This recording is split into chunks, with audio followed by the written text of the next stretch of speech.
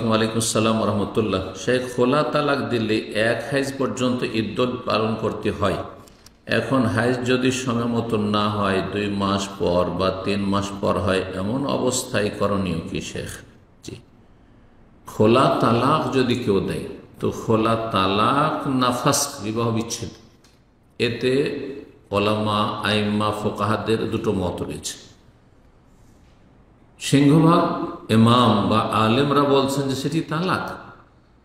সুতরাং তাদের কাছে এই জন্য খোলা হইলেও 3 মাসিক ইদ্যুৎ, মাসিক যদি কোনো মহিলার আসে তাহলে 3 মাসিক ইদ্যুৎ তালাকের মতো।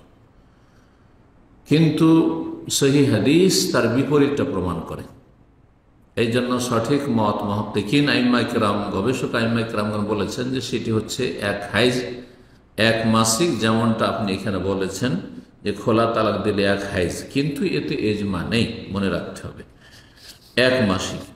এখন 1 মাসিক মানে এই জরুরি নয় যে 1 মাস, কখনো কখনো ব্যতিক্রম মাসে 2 বার হাইজ আসতে পারে, 15 দিনে শেষ। খোলা হয়েছে তার 1 দিন 2 দিন পরে মাসিক হয়ে গেল, শেষ, ইদ্যত শেষ। আবার কখনো বিলম্ব হতে পারে 2 মাস 3 মাস, কোনো মহিলার বিভিন্ন সমস্যার কারণে 6 মাস মাসিক না আসতে পারে, তো হাইজ হলো না, যদিও 6 মাস চলে গেছে, তবুও তাকে অপেক্ষা করতে হবে।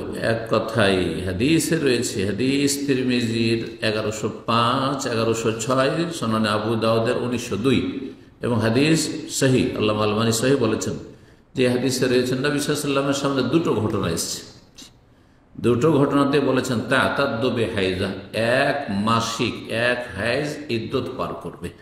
সুতরাং সেটা 1 মাসেও হইতে পারে, 2 মাস 3 মাস 6 মাসেও হইতে পারে। জি, কিন্তু যদি সেটা লং টাইম হয়ে যায়, 9 মাস 10 মাস হয়ে যাচ্ছে, 1 বছর হয়ে যাচ্ছে, তখন কি করবে? এই ক্ষেত্রে ওলামারা বলেছেন যে 9 মাস সাধারণত অধিকাংশ মহিলাদের গর্ভের সময়, মুদ্দাতুল হামল। তো যদি পেটে বাচ্চা থাকে এই সম্ভাবনা, আর মেডিকেল টেস্ট করালো না, কিছু কিছু ওলামারা বলেছেন মেডিকেল টেস্ট গ্রহণযোগ্য, আজকালকার ফতোয়া এটি, কিন্তু আগের যুগে সেটি ছিল না। সুতরাং সুন্নাহর দিকে ফিরে যাওয়াটা বেশি নিরাপদ এবং বেশি ভালো।